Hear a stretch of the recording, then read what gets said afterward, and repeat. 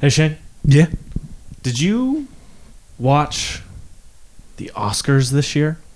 I did. You were there. I got nothing else. Well. Yeah. Well, yeah.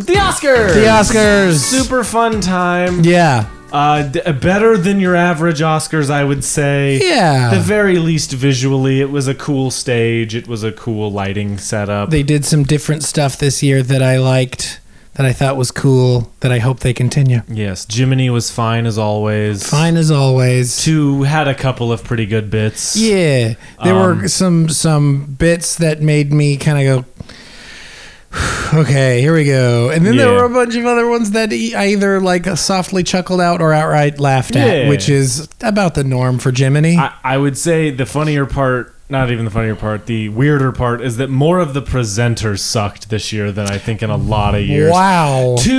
Some of them being excellent. Yeah, some are pretty Kate McKinnon and America Ferrera being maybe the best presenters of the night. Right. They were awesome. Freaking Melissa McCarthy, and who is she with? Octavia Spencer. I have no clue what they were talking about or what they were saying or what was happening. I think the gag was supposed to be that they go out and they just riff and it's bad, and then they read from the teleprompter and they're like, oh wow, it is better when it's written. And it did not. It was bad. It was bad riffing. That's for sure. Did not land in any way. No. So, yeah.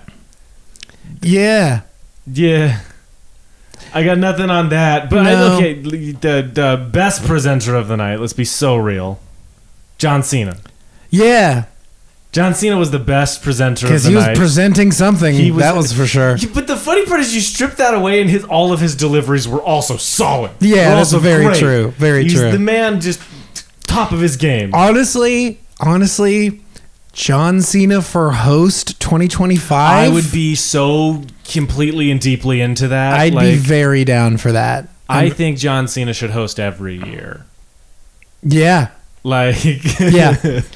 We got to see John Mulaney audition for his hosting job. Mulaney really, look, the straight over the plate, obvious answer, Mulaney.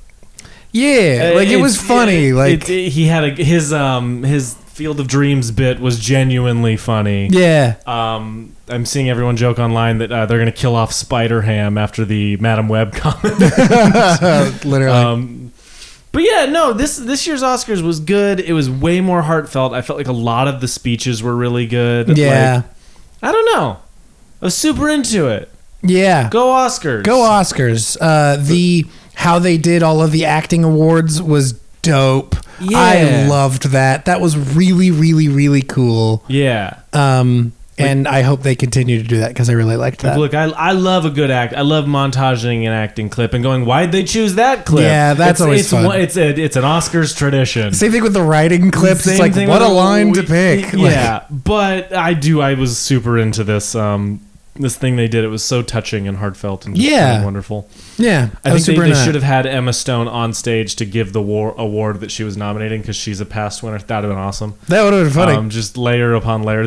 My favorite maybe being the Nick Cage to Paul Giamatti one. Yeah, because I want Nick Cage to be my hype man forever. Yeah, yeah. It was awesome and I loved it. What a great pick for that one. Okay, can we stop with the oldest possible actor you can find being the oldest possible version of themselves? Yeah.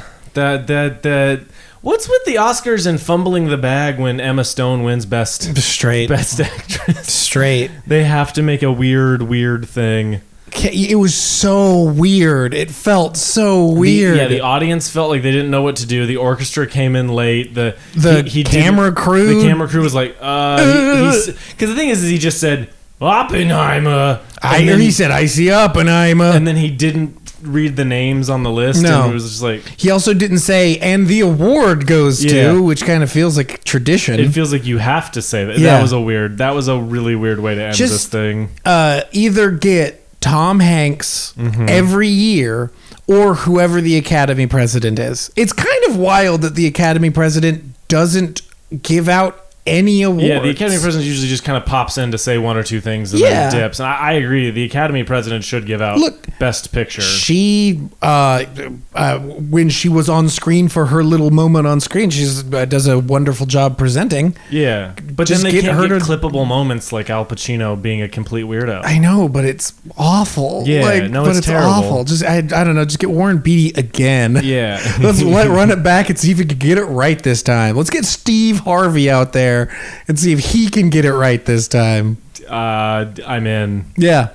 We just need here's what we need. We need like a murderer's row of like bad presenters. So yeah, you've got Warren Beatty, Al Pacino, Steve Harvey, people who just like freaking John Travolta. Yes, okay, Travolta. Yeah. Yeah. Hopefully, Idina Menzel doesn't win anything, so he can. God, remember that moment? The face touching one. Oh yeah, not only when he said it wrong, but when they did the like makeup funny one. Yeah. And he was like, God, yeah. John Travolta's a weirdo. What? Yeah. No. For like many, many, many reasons, he's a weirdo. Yeah. I feel like this was also a pretty straight over the plate in terms of winners. Like, other than one. Yeah. Well, I was very surprised by one, but not to say that it was undeserved. I just was super not expecting it. Which one? Well, do you want to go up the list? Do we want to go through our list and talk about our guesses versus the winners and that kind of thing? Sure. Yeah. No, it's fine. And we have starting out, so we've got visual effects starting off. Godzilla -1. Yeah. Hell yeah. Yeah. Yeah. First Oscar ever for the Big Lizard. Which is insane. It's very, very surprising to me that it's never won a VFX one before. Or a sound. Or an editing or anything. Like, there's been so many really great Godzilla movies. Yeah. That was one that I regret I unsplit during the recording. While we were recording our episode, and I regret it because I picked the creator as my top choice and went with Godzilla originally as my second choice, but then I unsplit it. Yeah. What are you going to do? But Godzilla, shout out. That one was amazing. And the fact that the director was literally a part of the VFX team, amazing. Hilarious. That whole squad, I love. Yeah. They were running around with their little Godzilla toys and their custom-made shoes. Their Godzilla shoes were dope as hell. That was the best part. Costume design, Poor Things. Yeah, Poor Things. Yeah, like the Oscars are getting cooler. They really are. They're getting cooler. Did Barbie win a single thing other than song? No. Crazy. Barbie did not win a single thing other than song. Well, they won at the box office. So yeah, which was the joke they made. Yeah. That was another good back and forth. That was a great bit. Yeah, Poor Things winning costume design, super here for it. I loved the costume design in that.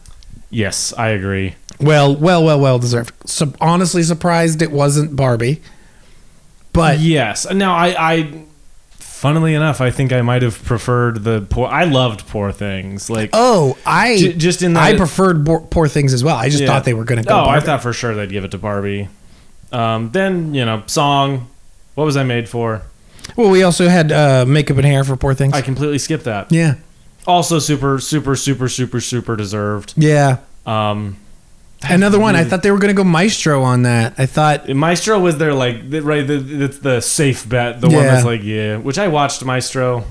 I didn't love Maestro. And did anybody other than Bradley Cooper? Did anybody? No. And Marcus Mumford, because his wife is in it? That too, yeah.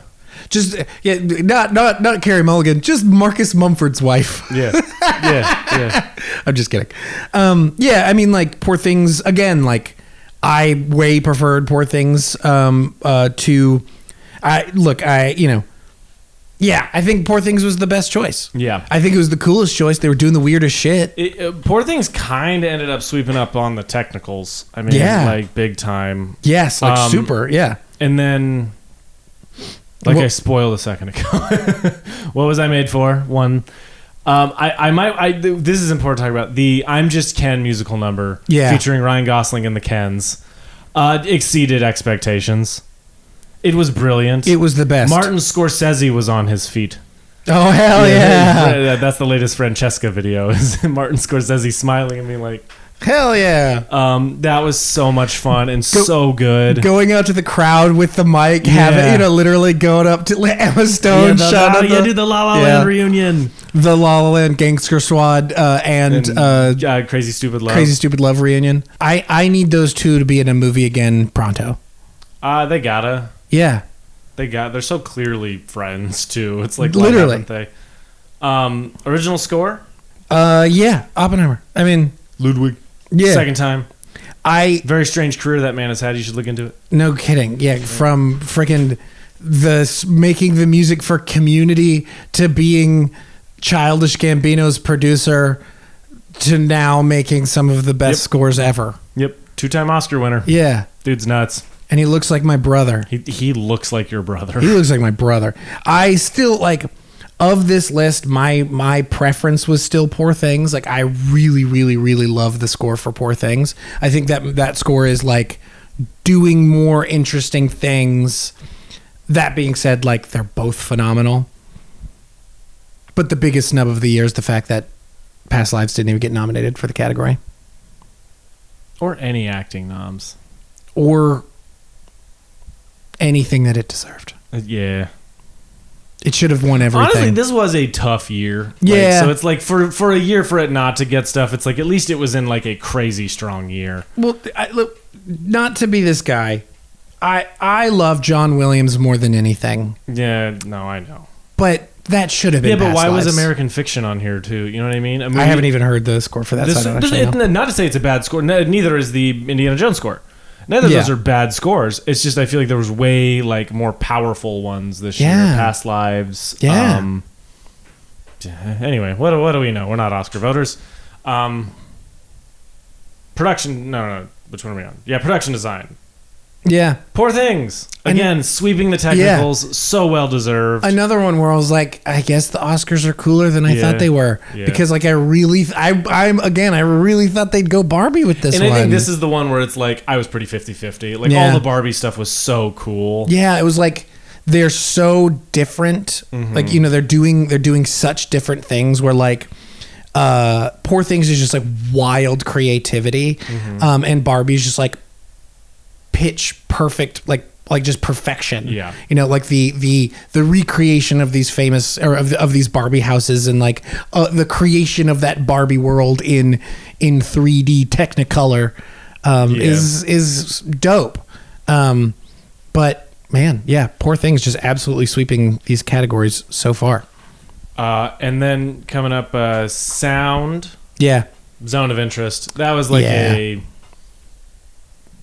Look, Oppenheimer, the creator, all great sound design. Yeah. But Zone of Interest is on like an entirely different level. Right. Film editing, Oppenheimer. Yeah. That was like another pretty like, this is the one to give it to. Yeah, like again, to take that giant story and that giant idea and make it feel the way that it did. Yeah, for like, 3 hours. Like, yes, you know, like it's just right out the gate. The intensity it's putting you in, man. I mean, like I think Killers of the Flower Moon is doing something kind of similar, where it's just like holding you like in a death grip for 3.5 hours. You know what I mean? Like that isn't. Both of those movies are so incredibly long, but I do not feel myself checking my watch. But Oppenheimer just feels so different, you know what I mean? Like it's, and while still telling a coherent story and like jumping back and forth in time, like it's just it's phenomenal. Cinematography, Oppenheimer, another really, one that just movie's gorgeous, like movie's gorgeous, and the reason the editing works is because the shots work. You know what I mean? Yeah. Like the reason that intensity works is even conversation scenes are filmed with this level of importance and haste. You know what I mean? Yeah. Like they really that felt so in sync. Yeah. In a way that like feels kind of rare a little bit. But is this Hoyt van Hoytema's first win? I believe so. His speech was hilarious. I love cinematographers' speeches because they're always just like, "Yeah, thanks, bye." I guess his pink phone case. His freaking pink phone case. Oh, that was hilarious. He's not out there with a film camera. He's out there with his iPhone. Yeah, which I thought that was funny. He's like, to all aspiring filmmakers, you should try this new thing called celluloid. It's not as hard as you think, but it is as expensive as you think. Yeah. It's like, that is true. It's not as hard as you think, but it is as expensive. Yeah. You know, it's really cheap. SD cards. Those are very cheap. I will say that. Truly. Original screenplay, Anatomy of a Fall. Yeah. Did you split that one or did you have it? I did split that one. I split that with The Holdovers, which is now fun. Now, I have read that some other people were talking about, they've read the script for Frisco. Mm-hmm. They said it's kind of hard to pitch it as plagiarism. Yeah. They're like, they're really different. There's similarities, but they're different. So Yeah. I don't know where that's going to end up, but some nice controversy on the Holdovers front. It would have been wild if it won, and with all of this kind of controversy going around. I think, to the Holdovers' benefit, it didn't win that. You know what I mean? It won't be as big of a controversial, conversation. It wasn't going to add fuel to that fire. It just kind of was. It just was nominated. Yeah. And didn't end up winning. This is maybe the biggest surprise of the night. This was the biggest surprise of the night, for sure. Adapted screenplay went to American Fiction. I don't think anybody saw that coming. Not really. I did not see that as that close of a race. Now, a few people won a bunch of money, I'm sure, on some bets. No kidding. I don't think a single one of us had it in our picks. I was all in on Oppenheimer. I did not think anything else was going to take it. Yeah, no, the same for me. I'm like a little disappointed in that one, but maybe I need to watch that movie again. Because I remember really enjoying American Fiction, but I walked out thinking the writing wasn't the thing that made it good. You know what I mean? I thought it was all the performances and I don't know. I need to watch it again. It's definitely a movie worth seeing, and Jeffrey Wright and Sterling K. Brown are great in it. Everyone is, but them specifically. Anyway, The Boy and the Heron takes animated feature. Yeah. You and I were flip-flopped on this one and how we split our points, but literally I would have been happy with that or Spider-Man. Yeah. Both of those movies I would have been perfectly happy for. I'm glad that it was Boy and the Heron, just because I don't know, it's I don't know if he's making more or not, but this just feels so reflective of his time as a filmmaker. You know what I mean? It feels like the culmination of his career in a lot of ways. I agree with that. And the perfect encapsulation of a Hayao Miyazaki movie, you know? So in that, I'm excited that it won. He wasn't there for whatever reason. He's like, I'm not leaving Japan for that shit. Dude, I bet you that's what it was. Yeah. He was just like, whatever. Yeah, I mean, he's older. And it's not like this would be his first one. You know what I mean? He's just lining the shelf some more. Yeah. If he even has them on a shelf. He does strike me as the kind of guy that would just put it in a box in a closet. Right. Just kind of be whatever. But. Or just in another room that nobody goes into. You know what I mean? It's just in the closet of his office, but on a shelf. Yeah. You know what I mean? He's just whatever. It's not completely disrespected, but it's not in a place of honor. Yeah. No, I could see that, man. Director. Chris Nolan. Yeah. This is another one that I really would have been pretty happy whoever it went to. Yeah. But Chris Nolan is the guy. You know what I mean? The feat of that movie is. This was a particularly tough category this year. Yeah. It was so tough. Not seeing Greta on there, bummer. Mm-hmm. Not seeing Celine's song, bummer. But I wouldn't kick anybody else off of this list. Yeah. And again, the towering achievement that is Oppenheimer, it would be hard to pick anything else, man. Truly, genuinely a insane thing to pick anything else. Yeah. Best supporting actress. Yeah. Devine, yeah. Of course. And her speech was so fun. Oh, so good. And yeah, dude, so starting the night out there was so joyous. I loved it. In honor of her middle name, it was joyous. Supporting actor, I mean, we all knew. That was my wild card was Ryan Gosling. Like, he was never going to, but it just would have been fucking wild if he did. Yeah. And look, Robert Downey Jr. put in weird thing. I don't know if you noticed. When he went up, he like completely ignored Key. Oh, really? In the video, I went back and watched the video, and like he takes the Oscar and shakes a hand with him and knuckle touches him and then turns around and goes without even really acknowledging Key. Like, it was like a weird moment. I'm sure it was an accident. It was just particularly weird because Key was the one giving him the Oscar. Right. I mean, there's just like 5 of them up there. You know what I mean? It's like, I think you could make that same thing about like all of the, except for I think Emma Stone, like I think she was the only one to like hug. Killian shook everyone's hand. Did he actually? He took the Oscar and walked over and shook the other hands, and then never mind. I'm not making anything up. This is nothing fun. It was just one of those moments of like, that was kind of weird. Key. If I saw Key smiling at me and handing me an Oscar, I would hug him and then die. Yeah, I'd propose. Yeah, absolutely. Are you kidding me? Keith Kwan is one of the most wonderful people ever. I'm so glad he's back in the like mainstream. I love him. Amen. I love him. Ooh, the freaking Robert Downey Jr. jokes. Jiminy, come on. Those are so old. And Robert Downey Jr. tried to play along but rush it, and then he just wouldn't fucking stop, and it was so uncomfortable. Yeah, just move on. Like, dude, it wasn't funny. Move on. Yeah. Anyways, lead actress Emma Stone. This was the one that I was also very surprised by. I haven't had my pick split, but man, I really thought they would go Lily Gladstone. This was the one I was most worried about going, because I had all on Emma, just because it felt like the one the Academy would eat up a little bit more. I would have been 100% super happy Emma Stone or Lily Gladstone. Yeah. So happy for either one of them. Can we change how we talk about how we give awards to actors?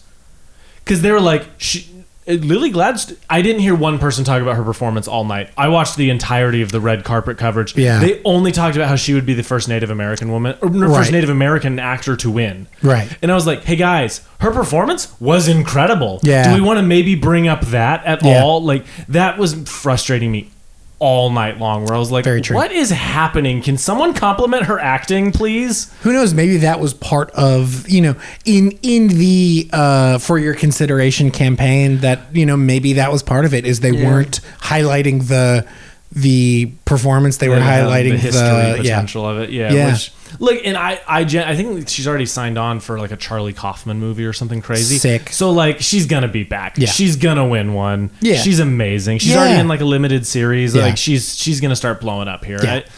But again, I would have been super happy either way. Yeah. But I think this is also again in not the same way whatsoever, but a little bit most versus best, because don't get me wrong, like, Emma Stone is doing so much subtle, amazing work, but like, her performance is just a lot bigger. She's doing a lot more. And Lily, the thing that's so amazing about what Lily Gladstone is she is so reserved the entire movie, but you feel everything she's feeling. Look, and like to throw like the credit to Emma Stone, I think Emma Stone's doing both. You know what I mean? And don't get me wrong, her performance is huge, but that movie is so slow in her arc and her like self-realization and self-actualization. It's like it's so good. I'm super excited to rewatch Poor Things. Poor Things is like one of my favorite movies on Disney Plus. Disney Plus. I cannot imagine a weirder movie to be on Disney Plus. In the US, it's because of the Hulu thing. But if you search Poor Things on the Disney Plus app, it comes up and you can hit play. Wild. It's amazing. I love Crazy. Anyway, so that's that. But best actor. Yeah. Killian. Yeah. Look, and this is another one where it's like, I think Killian was the right choice. Yeah. Like, he's who I would have voted for. Yeah. If Paul Giamatti had won, I would have not been mad in any way whatsoever. Paul Giamatti's brilliant. They're both the right choice. You know what I mean? Like, I feel very similarly. It's one of those categories you wish you could cut it in half. And they were both so phenomenal. And like, but Paul Giamatti walking up Davine to the stage, and then cutting to him, and he's just crying, like class act. What a class, dude! What class act. Did you see In-N-Out sent him cufflinks, and he wore them to the ceremony? No, he had In-N-Out cufflinks on. Amazing. Yeah, would have loved to see Pauly G. He'll be back. He'll be back. As I think Killian will be as well. Yes. Yeah. And then, last but not least, Best Picture. Again, pretty straight over the plate. Congratulations, American Fiction. Yeah, you did it. Dude, there was part of me that thought, after one screenplay, I was like, is this going to win Best Picture? And then I shifted to Poor Things is going to win Best Picture, like, as the crazy upset. Yeah. And then we landed. Like, it really felt like it could have, with all the technical stuff that it won. It was kind of like last year where we all a little bit thought All Quiet on the Western Front was going to sweep in and take picture, which that would have been wild. Yeah. But anyway, I literally could not be happier for Oppenheimer. Normally, this episode would be over the Best Picture winner, but we did that. We already did that, and we were like, we'll have a short little chit chat about how we feel about it now, like nearly a year out or what? Not even nearly a year out, 6-7 months out. Yeah.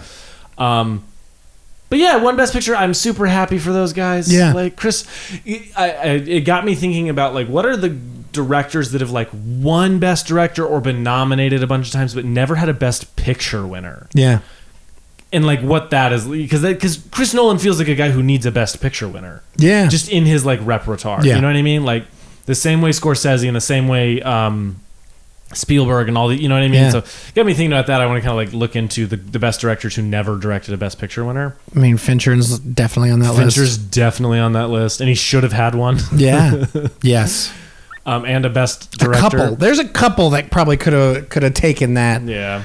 Mank, right? And Alien 3. Of course. Yeah, those are the top. Panic Room. Panic Room. Panic Room's cool. I'm not talking shit about Panic Room. But there's no world where that was going to win a Best Picture. The fact that he didn't win for... Look, I don't know what won that year, but the fact that he didn't win for Zodiac... Zodiac's the other insane one. And then Social Network feels like the obvious one. Social Network is the one that I think people are like, what happened? What won that year? I'll look it up. Because, like, I in prep for a project that we just finished... I went and rewatched Social Network, and man, that movie, I mean, both the Zodiac and Social Network. But man, Social Network is just so, perfect. It's just perfect. It's just a perfectly crafted movie. The King's Speech. Yeah, no, Social Network. And look, The King's Speech is a pretty good movie. It's a pretty good movie. But you know what's been pretty forgotten? King's Speech. The King's Speech. You know what hasn't? The Social Network. Social Network. Yeah, that's a significant... And again, I like The King's Speech. I like The King's Speech quite a bit. The King's Speech. Social Network should have won. Social Network should have won. Yeah, but Oppenheimer. Is this a movie you thought about a bunch in the interim time? Definitely thought about it. You've only seen it once. Still only watched it once. I've still only watched it twice. I desperately want to watch it again. Because I bought it, but I've been on such a new movie kick. Yeah. Literally, I think I've watched 95 movies. 84% of them have been new. Thanks Letterboxd for keeping track of that for me. Hell yeah. I've been on a crazy... I've hardly rewatched anything this year. Bars. And so, I need to rewatch that one. I need to rewatch Barbie and Poor Things and all these movies. But Oppenheimer, I've thought about it so much. Yeah. And going into that movie, I think I would have told you, the bomb scene is going to be the big standout. No, dude. Wild. Yeah. It's it's the scene where he's like, the world... Yeah. We'll remember this. That whole sequence, the interrogation when the light blast. It's like all of the other stuff that I did not see coming is what I've been nonstop thinking about. Yeah, it is in the most Chris Nolan way, such a different way of visualizing this story and this character and this human being, this time in history. It's like all the stuff that I like the most about it is all of the liberties that it takes and all the surrealist elements that it adds. That's all the stuff that makes that so powerful. It's it's already a powerful story, but the way Chris Nolan weaves in those surrealist elements just to punch you even harder. you know? Turns a great movie into a masterpiece, I think. Yeah. You know what I mean? Like, because I think it would have been great even if it was like the same energy, the same tone, but like way less surreal. You know what I mean? I think I have not stopped thinking about the hands on the back of Florence Pugh's head in that shot. Yeah. That one shot where you see it before and it's not that, you know what I mean? Like, haven't stopped thinking about that. It makes me sick to my stomach. It's like, ugh. Yeah. Oh, Oppenheimer's so good. I mean, it is the culmination of everything Christopher Nolan does best. Mm-hmm. It's like all of his best qualities in a single movie. Yeah. You know, where it's like you could point out like, you know, his just like every other movie, you can tell that like he learned something from every single other movie that he made to get to this point to make this for lack of a better word, a masterpiece. Like it is just like the best thing he's ever made. Yeah, you know, it is the most Christopher Nolan movie. Yeah, that isn't Tenet. See, that isn't Tenet, dude. Tenet's getting its flowers now, and I'm super into it. Yeah, I like Tenet. I'm done pretending I don't like Tenet. That movie is fucking nuts. That movie is insane, wild, but I love it. I've seen it like 4 or 5 times. I've watched Tenet a bunch accidentally. It keeps stumbling into my life. Accidentally. No, like I went and saw it in theaters. Yeah, I think just once, and then when it came out, I bought it. And then accidentally found its way into the Blu-ray player 4 more times. Well, no, and then my dad hadn't seen it. And so I watched it with my dad, and then my brother hadn't seen it. And he was like, you want to watch it? I was like, sure. And then I watched it again because I was like, I need to understand this movie. Yeah. Do you understand it? No. Well, actually, okay, that's not true. Yeah.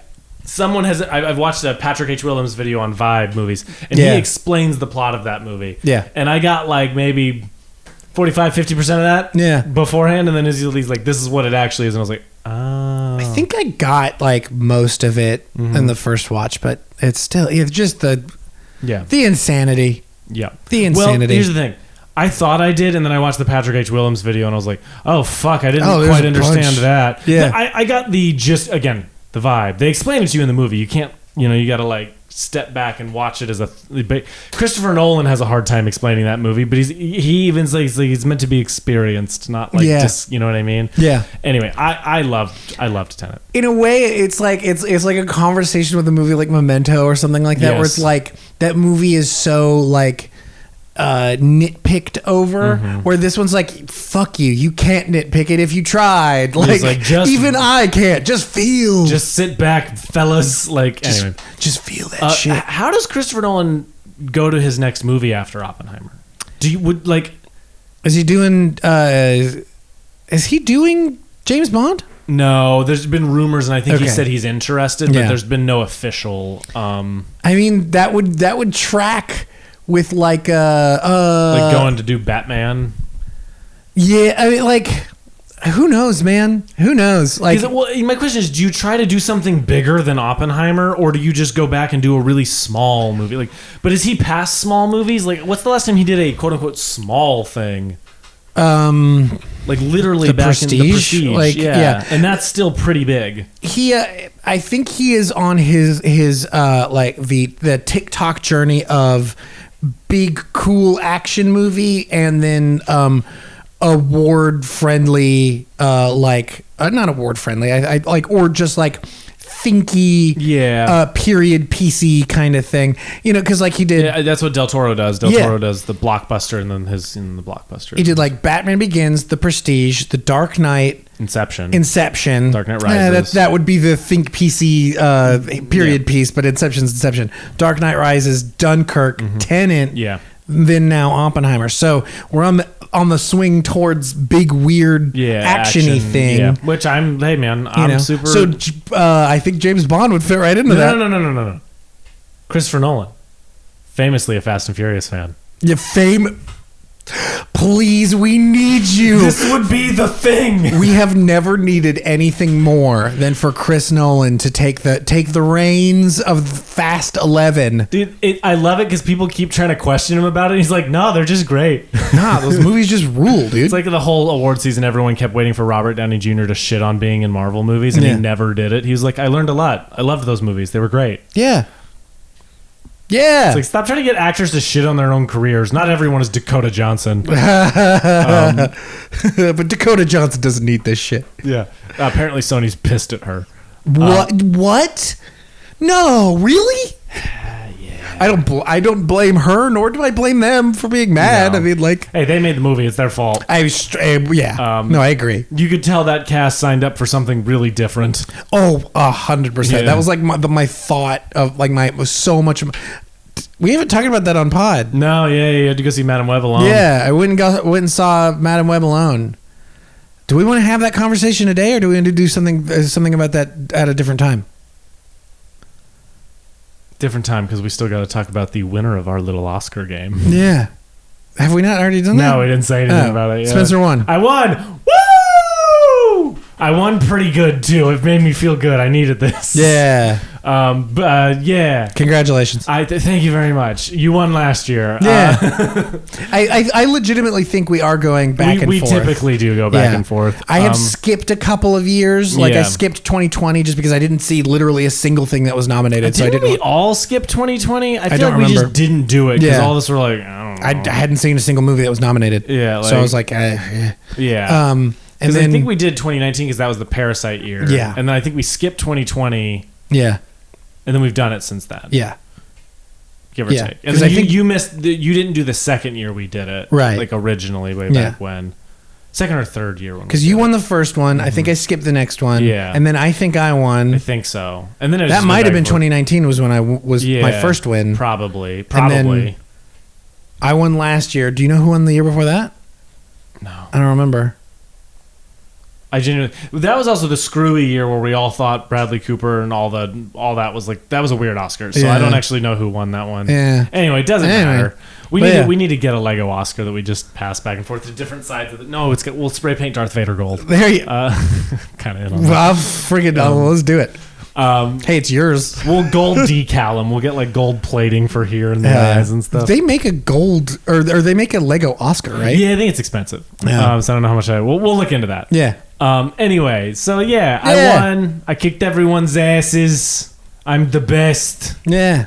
And now here we are. And here we are. Yeah. Yeah. I guess we can just talk about Madam Web then. That was pretty quick. I was hoping for more flowers, but this he's pretty bummed about losing, fellas. I'm kidding. Shane, put down the knife. Yeah, that one was for the audio listeners. I was like, Shane, please. Shane, stop. And then now. No, God, no. Do you have a game? I have this little movie trivia thing unless we just instead of doing this want to talk about your experience with Do you Madam want Web. to talk about my experience watching a little Madam bit. Web? You and I haven't even really talked about it. Do you want me to go get my notes? I took notes. Oh fuck! Do I want you to get your It's notes? a note session. It'll be a note session conversation. Next time. I could go through them quick, but there are 4 pages. Yeah, next time. I want to dive into that when I'm not about to fall asleep. That can be after next week's mini-sode, which should be a lot of fun. Yes. Maybe that could be the B segment for the next one we do. Okay. Done deal. I like that. As a little teaser in honor of Women's History Month, the most important women in our lives, that not including our mothers who gave birth to us, our significant others will be doing a solo pod without us about some of their famous or their favorite feminist movies, even though one of them has a single female character in it. They threw a lot of stuff out, and I was shocked with what they came down. Do we want to reveal, or do we want to let it be a surprise? We'll let them reveal it. Hell yeah! It's wild. I'm very Shout out excited. to women. Shout out to women. This one was for you, ladies. Congratulations, Oppenheimer. Hey, Emily Blunt. Anyway, short game. I've had this movie trivia thing sitting on my desk for literally 4 or 5 months now, maybe longer. Yeah. And I literally pulled out a random one, and I'm gonna read you a couple of little questions here. Are we going back and forth, or am I being quizzed? That was going back and forth. We'll just each do 3. We'll each do 3. Okay. All right. So I'm gonna sit this down. All right. Question 1 for you. 2001: A Space Odyssey was directed by which of the following directors? Damn it, it's so easy. Steven Spielberg. He's not even one of the throw-off answers. Steve Buscemi. Yes. How did you know that? Shadow directed by Steve Buscemi. I mean, it's Kubrick. Kubrick. All right, so that's point Shane. Hell yeah. This one's going to be so much harder. So I'm very excited. Which movie includes a villain named Pizza the Hut? Spaceballs. Hell okay, yeah, maybe this brother. game was way too easy. All right. First one, we're going to go till one of us can't get an answer. Okay. We're going to go through this entire deck. I'm actually into that. Let's go quick. Okay. Go quick. In Casablanca, what character said, "Play it again, Sam"? Oh. And you can ask for the four. Yeah, give me the... Victor Laszlo, Ilsa Lund. It was Ilsa, right? Rick Blaine, or nobody. Oh, is it nobody? It's nobody. Okay. Is it a different line? I don't know. Is it like It's one been of a long those time since I've things? seen Casablanca. Because like it's not Play it again, Sam. Laszlo. It's not. Yeah. It's not him. Oh, okay, fascinating. Now I want to know. Which of these Oscar-winning films had the longest run time? Oh shit! Read them Ooh, off. this is actually going to be tough. Read them off. Gone with the Wind. Okay. Lawrence of Arabia. Okay. Ben-Hur. Cleopatra. Cleopatra, right? Yes. Yeah. Yes, I wouldn't have known that. I would have gotten that one The wrong. movie so long it bankrupted the studio. Yeah, literally. 248 minutes. Holy shit. What is the name of the actor whose character claimed to have eaten the liver of a... Leonardo DiCaprio. Wait. No. Let me finish. Sorry, that didn't count. I was like, what is this talking about? And then I got there. What is the name of the character? The name of the actor whose character claimed to have eaten the liver of a census taker with fava beans. Anthony Hopkins. He's like, I immediately went Leo too, and then my brain was like, "That's not what the rest of this means." The second time you started reading, when you got back to liver, I was like, "Oh, it's Anthony. It's Anthony Hopkins." Thanks for Hannibal Lecter. Sir Anthony Hopkins. Who played juror number 8 in 12 Angry Men? I'll give you the names. You'll get it. Robert Webber. Jack Klugman. I'm gonna Ed Begley or Henry Fonda. Yeah. All right. What flavor of Pop-Tarts does Buddy the Elf use in his Spaghetti and Elf? What flavor of Pop-Tarts? Okay, read me the list. Strawberry, chocolate fudge, s'mores, brown sugar, cinnamon.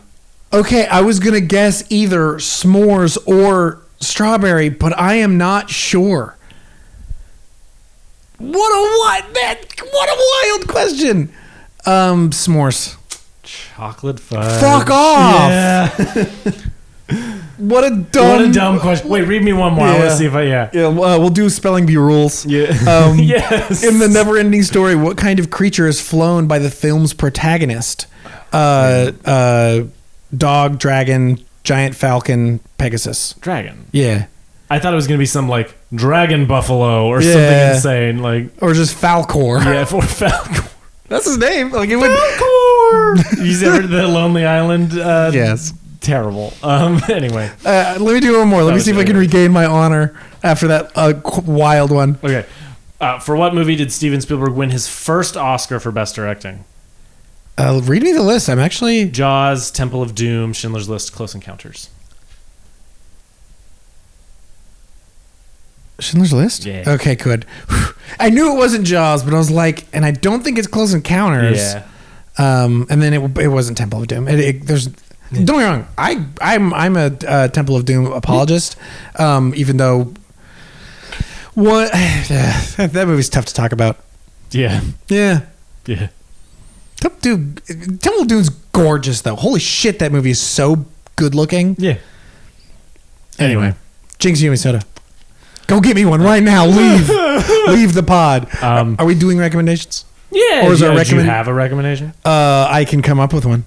I was just gonna real quick recommend Drive Away Dolls because I saw that in theaters and no one's talking about it and it's really good. Yeah. Like, yeah, it's weird. Like, go in knowing you're watching a fucking strange movie. Is that Joel or is that Ethan? You talk about it. I haven't slept in weeks. It is. I haven't. It's been a long time since I've watched a movie where I so badly want a cast commentary because they were all so hooked in and having a great time. The editing is so weird, but in a way that I like ended up enjoying. It just took me by surprise. I like that movie. It looks good. It's fun. It's cool. Ethan. All right, there we go. Yeah. Go see Drive Away Dolls if you can still find it. Yeah. It's a good movie, I tells ya. Yeah. Anyway. I need to watch that. I need to collect that Coen Brothers Pokemon. Yeah. Because I've like with my Roger Deakins Watchathon last year, I've seen like the majority of their movies at this point. So I need to collect collect those Pokemon. Yeah. I also need to finish up Fincher. I still haven't seen Mank. I would say let's do it for the podcast, but I don't know that you'll like Mank that much because I didn't love it. Oh, really? Oh, I was like kind of saving watching it for the pod. If you watch it for the pod, if you watch it and end up wanting to talk about it, we'll do an episode. Okay. But like, it's not one that I'm. So I shouldn't wait for you to want to recommend it. No. Yeah. Okay. Go for it. Okay. Because I like Mank, but I don't like love Mank. Yeah. And I should rewatch it, but we'll see. My recommendation. I'm just going to recommend 2 movies that I've already talked about on this episode. Friggin' Zodiac and Social Network. Those movies are phenomenal, and they should have won Best Picture of the years that they came out. I don't know what won the year Zodiac won. But the Social Network should have won over King's Speech, which King's Speech is good, but not the crystalline perfection that is Social Network. And then Zodiac, also another phenomenal movie. It had been a while since I had watched it, and that movie is horrifying in all of the best ways. Another one, honestly, just to throw on the pie. So we recently just worked on a project, so I watched some kind of thrillery kind of movies recently. One of those that was kind of a major part of my watch list was Prisoners. We also talked about that during the Deakins episode. Oh, that movie is so good. That movie is so good. How is Denis Villeneuve this freaking good at making movies is insane to me. It's aggressive and annoying. Yeah. Dude, I don't think Zodiac nominated for Best Picture. That makes me want to cry. Yeah, no, it didn't. It just straight didn't. What won? 2007, so the 2008 Oscars. The fact that it didn't even... Okay, was this when they only had like 6 movies nominatable? Because if that's the case, then it makes 1% more sense, but it makes no sense that it... No Country for Old Men. Okay, all right. And the other one that year was There Will Be Blood. There Will Be Blood. All right, okay. Makes a little more sense. It should have been nominated. Yeah. For fuck's sake, that movie should have been nominated. Yeah. And there are ways where you could make that... if that would have won, I would not be mad. I may personally like Zodiac more than both of those movies. Yeah. Because I rewatch Zodiac like once a year. Yeah. I've only seen No Country for Old Men and There Will Be Blood once. Both of them. Both I've seen so many times, so many more times than I've seen Zodiac, which is funny. See, I love a good mystery. Don't get me wrong, Zodiac's phenomenal. Yeah. I fucking love that movie. And god damn it, No Country for Old Men and There Will Be Blood, also phenomenal movies. Yeah. Yeah. The movies. So yeah. You got some recommendations. Yeah. The Oscars. Go watch the I'm Just Ken musical number. Else. If you're feeling down, it'll cheer you up. Yeah. This was a good year for the Oscars. I am now the reigning champion for the year, and my reign will be so unjust. Yeah. It started unjust. I will. Yes, it did. Immediately, I spilled a drink because I was so excited. Yeah, he was trying to like pick up like a bottle to be his like Oscar acceptance speech and knocked it for a drink immediately. I was like, well, damn it, my bet is over. Yeah. It was going to be great. Anyway, yeah. Do you want to do it now? What's your... here's a bottle that won't knock over another drink. Speech. No. Then I leave. I reject your award. Give me a crown. I don't want a crown. Thank you. There you go. Your imaginary crown. I appreciate my prince, my liege. Long may he reign until next year when I win. We'll see. Yeah. You will. History repeats itself. If history continues the way it has, which in the world that we live in now feels like history is only repeating itself. Truly it is. Anyway, let's not dwell on that. Nice happy way to end the pod. Woo! Go watch this stuff or don't. I don't know. Live your life. Or die.